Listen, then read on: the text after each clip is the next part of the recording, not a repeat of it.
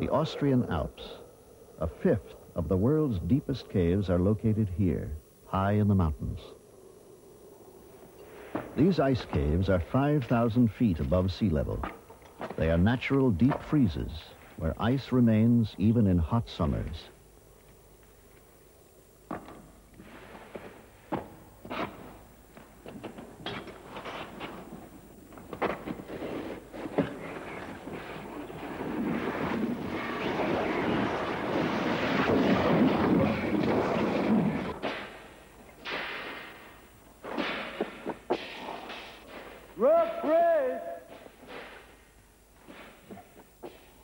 Here, geological time is condensed.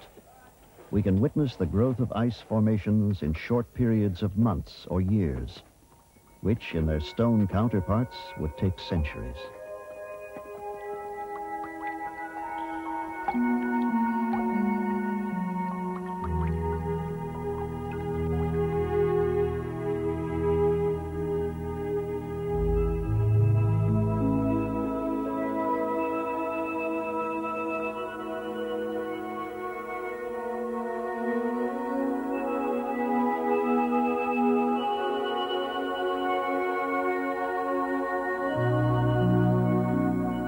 From year to year, these caves are never the same.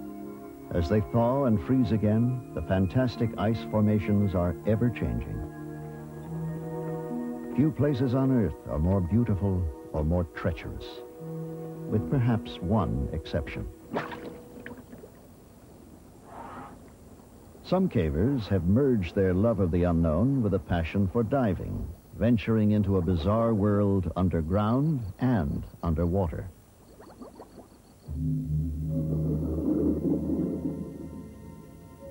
Originally formed above sea level, these caves became submerged about 10,000 years ago as the last ice age retreated. They are now 70 feet beneath the surface.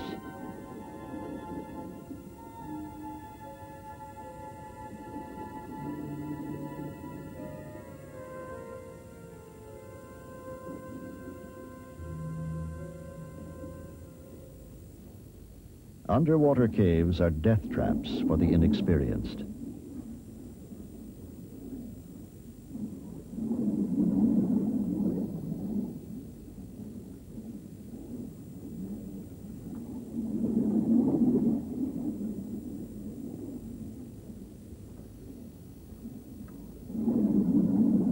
But from time to time, tempting fate can have astounding rewards. In 1990, when exploring a submerged tunnel off the Mediterranean coast of France, a professional diver surfaced in a hidden chamber. He found a treasure chest of art, perhaps 18,000 years old. Paintings and engravings depict animals that roamed southern Europe before the last great ice sheets melted. Some experts question the authenticity of the art, but close examination is impossible. Casqueur Cave is a place of haunting mystery. To protect it, the cave is now sealed by order of the French government. In time, a new entrance may be built and the truth known.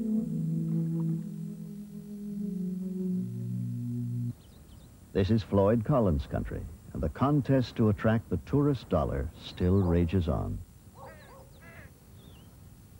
The star attraction is Mammoth, the world's longest cave. A national park since 1941, the cave now draws more than 500,000 visitors a year. Back in the 1800s, tour guides here were often black slaves. One of them, Stephen Bishop, became perhaps the greatest caver of them all. On his own, with little more than a lamp, a rope, and a sketchbook, Bishop explores the depths of Mammoth Cave. He creates a surprisingly accurate map of this complex underground maze. Deep in the cave, Bishop is confronted by a gaping void that came to be known as Bottomless Pit.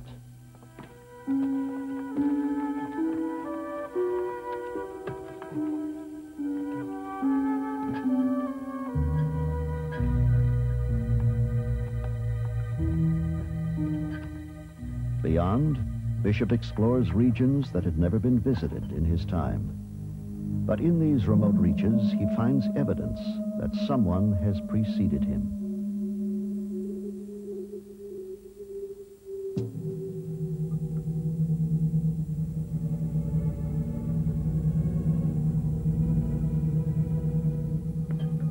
Some archaeologists believe that Stephen Bishop may have also encountered one of Mammoth's most compelling mysteries. Trapped under a boulder are the ancient remains of a human being. Not for another century would the mummified body be rediscovered, and then, as the technology became available, removed from beneath the 6-ton boulder. A sensation in its time, the mysterious body would be on public display for years and given the name Lost John. 2,000 to 3,000 years ago, this man was digging around the base of a heavy rock when it dislodged and crushed him. What was he doing here? How did he get here? No one believed that ancient humans could have ventured this far into the forbidding depths of Mammoth Cave. Today, new evidence helps to answer these questions. Archaeologist Ken Tankersley has spent years investigating the traces of ancient humans in Mammoth. Armed with cane reeds collected near the park, Tankersley simulates the methods prehistoric explorers would have used here.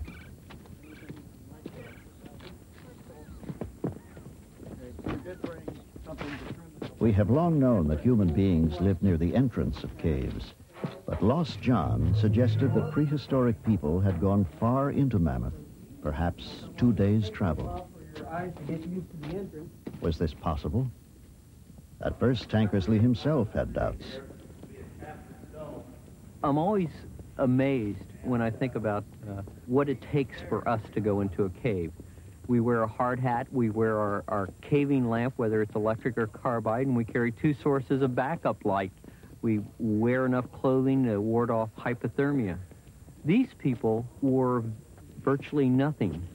Loincloths at best, probably most frequently based on what we've seen in the cave in terms of human remains. These people were naked, carrying nothing but cane reed torches.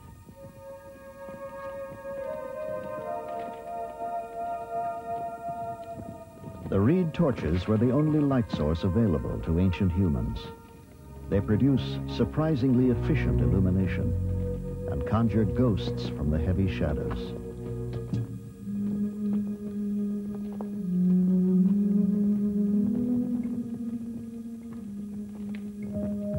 Their daring was incredible. For humans, light is life in a cave. But these explorers traveled up to 12 miles with nothing but reed torches between them and a horrible fate. Their pathway can be followed even now. Watch your step, come ahead. A trail of burned torch fragments leads Tankersley and his companions to a cavity in the rock face. Digging marks and a crude implement are evidence of some kind of activity here. Yeah, that's magnificent. Notice the cut edge. A primitive tool, one of dozens found deep in the cave. What was it used for? Another clue. A rich seam of selenite crystal courses through the rock face nearby. These findings prove that prehistoric people were engaged in widespread mining of crystals throughout the cave. The scale of the operation was staggering. Tons of material were removed. The mining continued without interruption for over 1,000 years. The ancient miners took selenite and other minerals from the cave. But what they were used for remains a mystery. As medicines, or ornaments, or for use in rituals. Perhaps all three.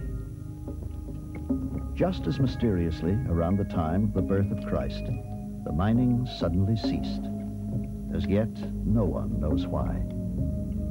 All that remains is abundant evidence that they once were here, driven by needs and desires we may never understand.